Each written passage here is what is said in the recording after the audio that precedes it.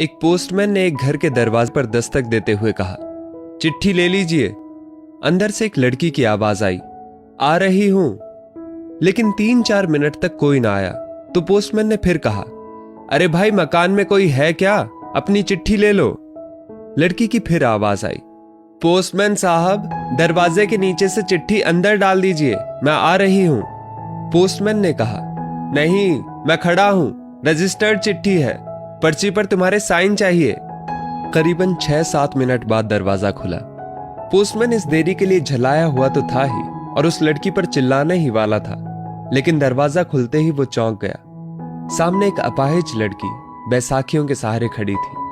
Postman चुपचाप पत्र देकर और उसके साइन लेकर चला गया।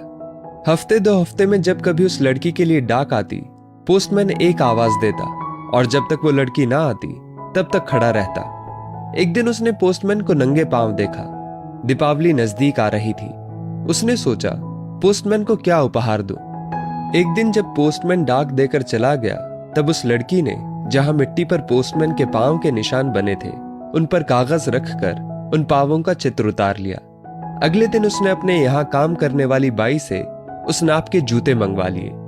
दीपावली आई और उसके अगले दिन पोस्टमैन ने गली के सब लोगों से तो इनाम मांगा और सोचा कि अब इस बिटिया से क्या इनाम लेना, पर गली में आया हूं तो उससे मिल ही लूं। उसने दरवाजा खटखटाया। अंदर से आवाज आई, कौन? पोस्टमैन, उत्तर मिला। लड़की हाथ में एक गिफ्ट पैक लेकर आई और कहा, अंकल, मेरी तरफ से दीपावली पर आपको ये भेंट है।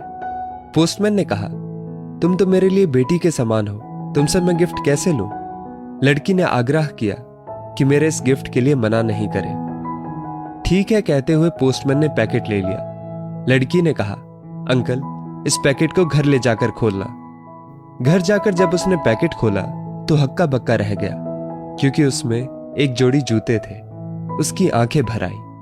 अगले दिन वो ऑफिस पहुंचा और पोस्टमास्टर से फरियाद की कि उसका तबादला फौरन कर दिया जाए। पोस्टमास्टर ने कारण पूछा तो पोस्टमैन ने वे जूते टेबल पर रखते हुए सारी कहानी सुनाई और भीगी आंखों और रूंधे कंठ से कहा, आज के बाद मैं उस गली में नहीं जा सकूंगा। उस अपाहिज बच्ची ने तो मेरे नंगे पांवों को जूते दे दिए, पर मैं उसे पांव कैसे दे पाऊंगा। संवेदनशीलता का यह श्रेष्ठ दृष्टांत है।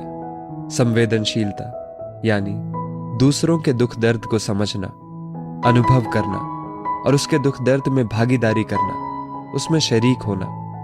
यह ऐसा मानवीय गुण है जिसके बिना इंसान अधूरा है।